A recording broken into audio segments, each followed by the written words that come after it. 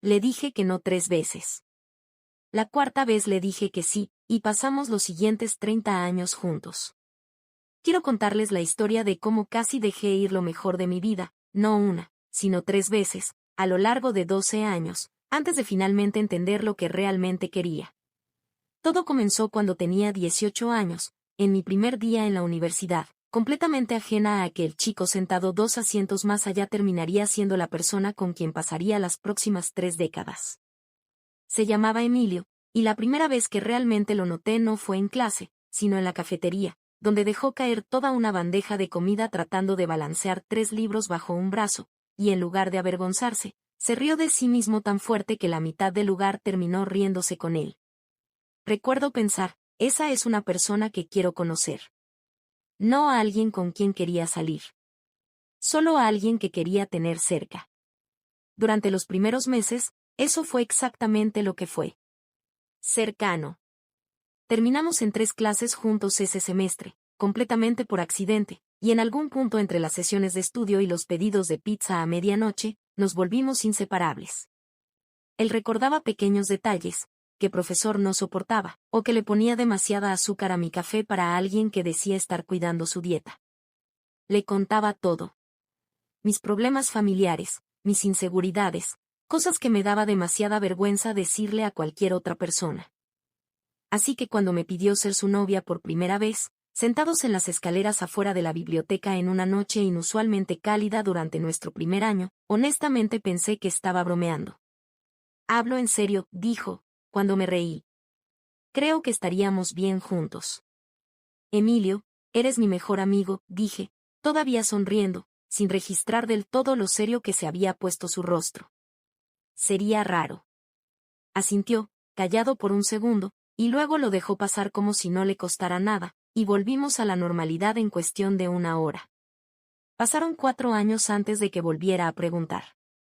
Para entonces ambos nos habíamos graduado, mudado a ciudades diferentes por nuestros primeros trabajos reales, yo en mercadotecnia, él en finanzas, pero de alguna manera nunca perdimos el contacto, llamándonos casi todos los fines de semana solo para hablar de lo que fuera que nos hubiera traído la semana. Tenía 22 años, recién despechada por una relación que había terminado mal, hablando por teléfono con él tarde una noche, llorando por un hombre que claramente no merecía mis lágrimas. Sabes, dijo suavemente, después de que finalmente dejé de llorar, yo nunca te haría eso. Ni en 1.000.000 de años.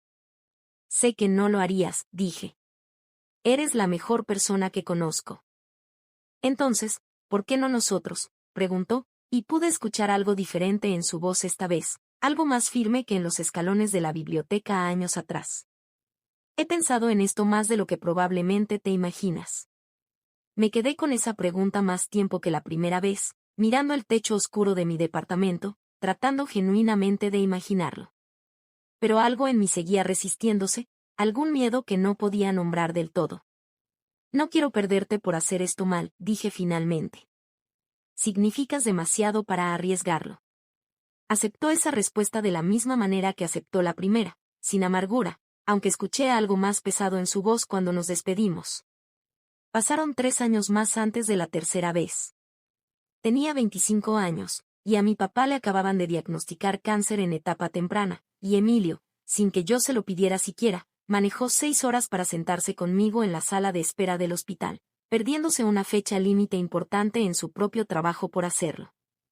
Nos sentamos ahí horas, mayormente en silencio, hasta que terminó el horario de visitas y nos encontramos en el estacionamiento del hospital a medianoche, ambos exhaustos de esa manera particular en que el miedo agota a una persona. Sigo apareciendo, dijo, recargado en su carro, mirándome directamente por primera vez esa noche. Cada vez que algo se derrumba en tu vida, ya estoy a medio camino hacia ti antes de que siquiera lo pidas. ¿Eso no te dice algo? Me dice que eres un amigo increíble, dije, mi voz quebrándose más por el cansancio que por otra cosa. Ya no quiero ser solo tu amigo increíble, Camila, dijo. Ya te he preguntado 2 veces. Te lo pregunto de nuevo, porque creo que si no lo hago, nunca voy a dejar de preguntármelo. Recuerdo estar parada en ese estacionamiento, con 25 años, aterrada de una manera que no tenía nada que ver con el diagnóstico de mi papá y todo que ver con el hombre parado frente a mí. No puedo, dije en voz baja. No ahora. No con todo lo que está pasando. Asintió, el mismo gesto familiar, y manejó las 6 horas de regreso esa misma noche sin quejarse, porque así era él, simplemente. No lo vi tan seguido en los años siguientes. Nuestras carreras nos alejaron geográficamente, y aunque seguíamos hablando, el ritmo fácil que alguna vez tuvimos se volvió un poco más distante, un poco más difícil de mantener. No tenía idea de que el siguiente capítulo de nuestra historia iba a poner de cabeza todo lo que creía entender sobre mi propio corazón. Tenía 29 años cuando finalmente me mudé de regreso a la misma ciudad que Emilio, tomando un nuevo puesto en una empresa de mercadotecnia que resultó estar a solo unas cuadras de su oficina. Volvimos a nuestro viejo ritmo casi de inmediato, comiendo juntos un par de veces al mes, poniéndonos al día de los años que habíamos pasado separados, y por un tiempo, se sintió como si nada hubiera cambiado entre nosotros. Fue durante una de esas comidas que mencionó, casi de pasada, que había empezado a salir con alguien de su oficina. Nada serio, dijo, solo unas cenas aquí y allá con una compañera de trabajo, agradable, buena compañía. Lo dijo tan casualmente que asentí y cambié de tema por completo, genuinamente creyendo que no me afectaba en nada. Unas semanas después, todo nuestro grupo de amigos se reunió para la fiesta de compromiso de alguien, y Emilio la llevó con él. Ni siquiera recuerdo su nombre claramente, solo que se reía fácilmente y le tocaba el brazo seguido, ese tipo de toques pequeños y cómodos que vienen de personas que han pasado tiempo real juntas. Los observé desde el otro lado del salón, sosteniendo una copa de vino que apenas bebía, y sentí que algo se retorcía fuerte en mi pecho, algo que no esperaba en absoluto. Me dije que no era nada.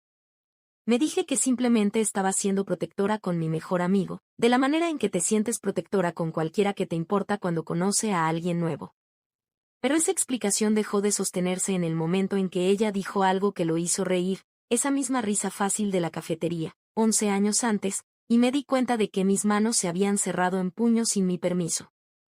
Me fui de esa fiesta antes de lo que debería, con la excusa de un dolor de cabeza, y pasé la mayor parte del camino a casa tratando de convencerme de lo contrario de algo que ya sabía que era verdad. Unos días después, Emilio llamó para ver si quería tomar café antes del trabajo, algo que no hacíamos desde hacía meses.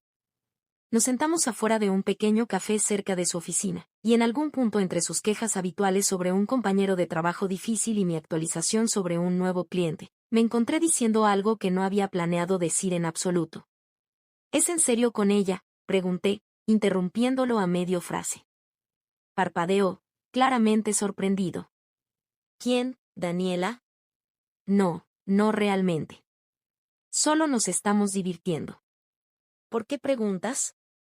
Porque creo que he sido una tonta, dije. El corazón me latía tan fuerte que estaba segura de que podía escucharlo. Durante 12 años, en realidad. Emilio dejó su café despacio, mirándome con una expresión que no pude descifrar del todo. Verte con ella en esa fiesta, continué, forzando las palabras antes de perder por completo el valor, me hizo entender algo que debía haber entendido hace mucho tiempo. Creo que te he amado por años, Emilio. Creo que siempre te he amado, y simplemente tenía demasiado miedo de arriesgar perderte como mi mejor amigo como para admitirlo alguna vez. Por un largo momento, solo me miró, y honestamente no podía saber si acababa de arruinarlo todo o de arreglarlo. Entonces, lentamente, la comisura de su boca se curvó en esa sonrisa familiar y fácil. ¿Sabes?, dijo, recostándose en su silla, técnicamente mi oferta sigue en pie. Considerando que ya me dijiste que no 3 veces, voy a contar esto como el intento número 4. Solté una risa que salió entre el alivio y la incredulidad, secándome los ojos con el dorso de la mano. ¿Estás en serio proponiéndome matrimonio con un café de por medio?, pregunté. Después de todo, así es como lo vas a hacer. Honestamente se siente apropiado, dijo, todavía sonriendo, aunque podía ver que sus manos no estaban del todo firmes alrededor de la taza. Entonces, ¿qué dices? ¿La cuarta es la vencida? Sí, dije, sin un solo segundo de duda. Emilio, sí. Extendió la mano sobre la pequeña mesa del café y tomó la mía, ahí mismo, frente a extraños que tenían sus propias mañanas ordinarias, y por primera vez en 12 años, ninguno de los dos tenía nada más de que tener miedo. Nos casamos 2 años después, y Daniela, como resultó, terminó siendo una de las invitadas a nuestra boda, habiéndose hecho buena amiga de ambos mientras tanto, algo de lo que todavía nos reímos hasta hoy. Tengo 60 años ahora, y todavía a veces me sorprende lo rápido que pueden pasar 30 años cuando no estás mirando lo suficientemente de cerca. Estoy sentada en el mismo porche donde hemos estado sentados durante la mayor parte de estas 3 décadas, la madera desgastada y suave en algunos lugares por años de mañanas con café y tardes tranquilas, viendo a Emilio intentar, bastante mal, enseñarle a nuestra nieta a andar en bicicleta en el patio de abajo. Ella tiene 6 años, la misma edad que yo tenía cuando aprendí a reconocer su letra en las notas que solía deslizar bajo la puerta de mi dormitorio, y verlo trotar a su lado, una mano suspendida justo detrás del asiento. Todavía puedo ver rastros de aquel chico torpe y de buen corazón que dejó caer una bandeja entera de comida frente a media cafetería. Su cabello está más gris que antes, y sus rodillas se quejan más fuerte de lo que deberían después de perseguir a una niña de 6 años durante 20 minutos seguidos. Pero esa misma risa fácil no ha cambiado ni un poco desde aquel primer día. Nuestra nieta se tambalea, casi se cae, y él la atrapa sin perder el ritmo, riéndose con ella en lugar de entrar en pánico, exactamente de la misma manera en que siempre ha manejado cada caída en mi propia vida también. Finalmente la deja andar sola por unos metros tambaleantes, animándola tan fuerte que probablemente los vecinos lo escuchan, y luego sube al porche, sin aliento, dejándose caer en la silla junto a la mía con un quejido que me hace reír. ¿Alguna vez te arrepientes de haberme dicho que no esas primeras 3 veces? Preguntó, todavía recuperando el aliento, observando a nuestra nieta intentar otra vuelta por el pasto.